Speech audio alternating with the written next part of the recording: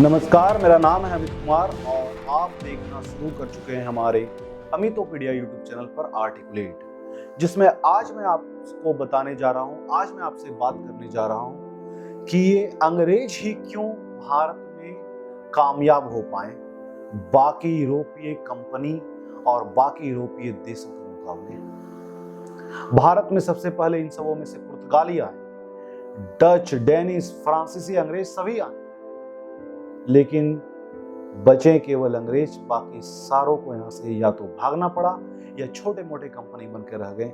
सवाल है क्यों केवल अंग्रेज ही भारत पर हुकूमत का बीड़ी जमा पाए। तो इन बातों को समझते हैं। तो इसके पीछे सबसे पहला जो कारण हमें दिखता है वो ये कंपनी का स्ट्रक्चर हमें दिखता है। इस कंपनी का पूरा स्थिति हमें दिखता है। ईस्ट इंडिया कंपनी एक प्राइवेट कंपनी जो कि बहुत सारे छोटे छोटे कंपनियों के मिलने से बनी थी और इन सभी छोटे छोटे कंपनियों के पास अच्छा खासा अनुभव था व्यापार का। और चूंकि मिल करके बनी है तो इनका जो बोर्ड ऑफ डायरेक्टर्स था वो काफी एक्सपीरियंस्ड लोगों का एक टीम था और अनुभव, ज्ञान हमेशा काम आता है जीवन में। दूसरा, इन बोर्ड ऑफ डायरेक्टर्स का हर साल इलेक्शन होता था, तो हर व्यक्ति अपनी कंपनी को अधिक से अधिक मुनाफा दिलाने की कोशिश करता था ताकि अगले साल भी वो बोर्ड ऑफ डायरेक्टर्स में शामिल हो पाए और अधिक पैसा कमा पाए। इसी के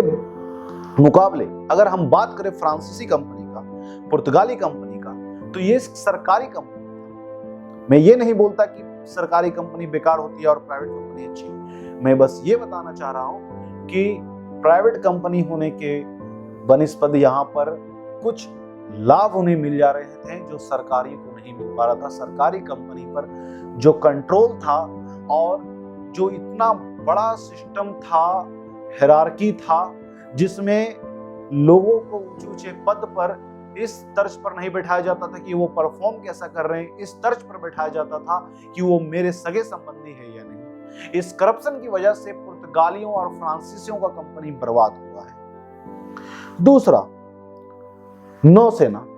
अंग्रेज एक बात समझ गए थे कि ये समुद्र पार, ये व्यापार में अगर वर्चस्व स्थापित करना है तो अपने नौसेना को मजबूत बनाओ। इन अंग्रेजों का असली ताकत समुद्र में दिखता है हमें। इतना ताकत कि स्पेन के अर्मेडा और फ्रांसीसियों का टग फ्लर नामक जहाज को भी हरा दिए। इतने ताकत, जबकि फ्रांसीसियों और स्पेन के मुकाबले अंग्रेज काफी लेट एंट्री मारे हैं समुद्र में और काफी छोटे बजट के साथ मारे, उसके बावजूद, क्योंकि ये अपने आर्मी को वेल ट्रेंड रखे। अगला जो कारण मुझे यहाँ पर दिखता है वो दिखता है इनका इंडस्ट्रियलाइजेशन यानी औद्योगिकरण। अंग्रेजों के देश में यानी ब्रिटेन में 18th सेंचुरी में इंडस्ट्रियल रिवॉल्यूशन आया, औद्योगिक क्रांति। और इस औद्योगिक क्रांति की वजह से वहां पर जो नए नए इन्वेंशन हुए, नए नए फैक्ट्री बढ़ने लगे, उसकी वजह से मास लेवल पर फैक्ट्री बने। वो मास लेवल पर फैक्ट्री को मास लेवल पर रॉ मटेरियल चाहिए था जो भारत से मिल जा रहा था और फैक्ट्री से बना हुआ सामान हैंडमेड के मुकाबले काफी सस्ता। जब भारत के बाजार में वो सस्ता और टिकाऊ सामान इंट्रोड्यूस हुआ तो लोग उसे अधिक पसंद करने लगे और जिससे इनका सेलिंग बढ़ा और मुनाफा भी बढ़ा। यानी कि समय के साथ बदलना जीवन में बहुत जरूरी है। जो समय के साथ नहीं बदलता है वो लुप्त ही हो जाता है। Change is the law of nature. दूसरा बात, इनका मिलिट्री स्किल और उनका डिसिप्लिन। ये जो अपना मिलिट्री रखते थे बहुत ही वेल मेंटेन्ड, वेल ट्रेंड और डिसिप्लिन्ड तरीके से रखते थे और ये बहुत बड़ा कारण बना।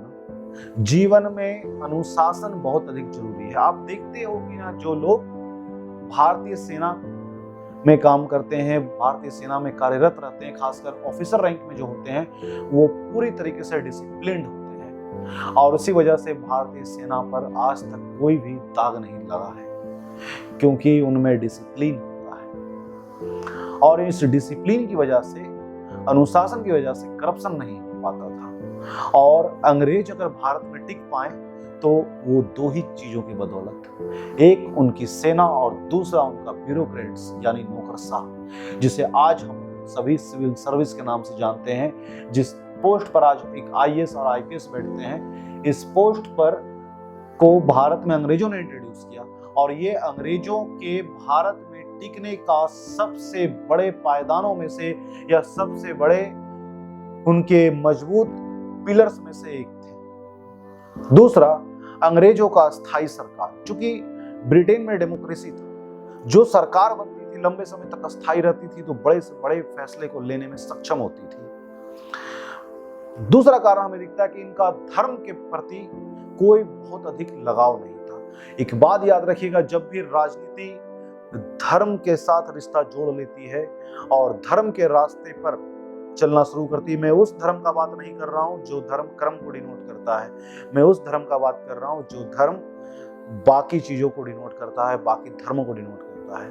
तो जो भी शासक या एडमिनिस्ट्रेशन धर्म का पल्लू अपने साथ बांध लेता है, जो धर्म के साथ चलना चाहता है या धर्म को साथ में लेके चलना चाहता है, वो शासक, वो रियासत कभी भी आगे तक टिक नहीं पाता है, क्योंकि धर्म इंसान का निजी व्यक्तिगत इच्छा होता है, व्यक्तिगत राय होता है, व्यक्तिगत विचार होता है, वो सार्वजनिक नहीं होता। आप किस धर्म को मानोगे, किस धर्म को नहीं, वो आपका व्यक्तिगत राय होगा। अगर आप पर दबाव डाला जाएगा किसी खास धर्म को मानने का, किसी खास धर्म से नफरत करने का, तो आपका सियासत चंद लम्हों का मेहमान बन के रह जाता है। और ये चीज हमें इतिहास से पता चलता है, ये चीज हमें पता चलता है पुर्तगालियों को देख करके, क्योंकि पुर्तगाली अगर भारत में टिक नहीं पाए तो उसका सबसे बड़ा कारण था उनका धर्म के प्रति बहुत अधिक अग्रसित होना।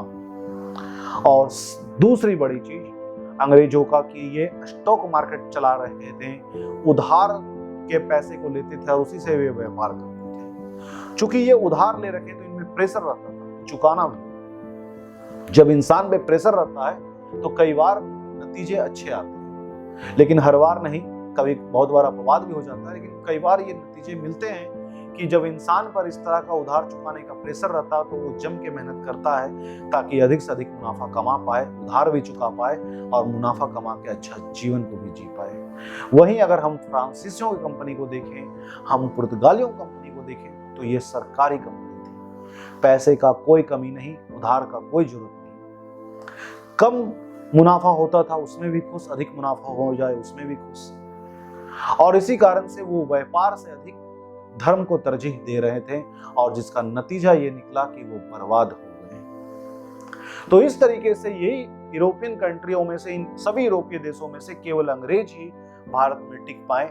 ये था पूरा कारण अंग्रेजों के भारत में टिकने का और आगे तक चलने का। तो आगे के वीडियोज में हम जानेंगे कि अंग्रेज तो भारत में अब टिके हैं, तो किस तरीके से टिके, टिकने के बाद क्या क्या किए, किस तरीके से भारत का दोहन किए, भारत को लूटे, भारत को बर्बाद किए, इन सभी चीजों को हम लोग जानेंगे। तो जानने के लिए देखते रहिए हमारे इस अमितोपीडिया यूट्यूब चैनल पे आर्टिकुलेट, जो कि मंडे टू सैटरडे आपको 12 बजे देखने को मिल जाता है। और अगर इस वीडियो को आप यूट्यूब पर देख रहे हो तो वीडियो को लाइक करें, चैनल को सब्सक्राइब करके बेल आइकन पर क्लिक करें और शेयर जरूर से करें अपने दोस्तों में। और वीडियो को अगर आप फेसबुक पर देख रहे हो तो वीडियो को लाइक करके पेज को फॉलो जरूर से करें। तो मिलते हैं अपने अगले वीडियो में, तब तक के लिए जय हिंद, जय भारत, वंदे मातरम।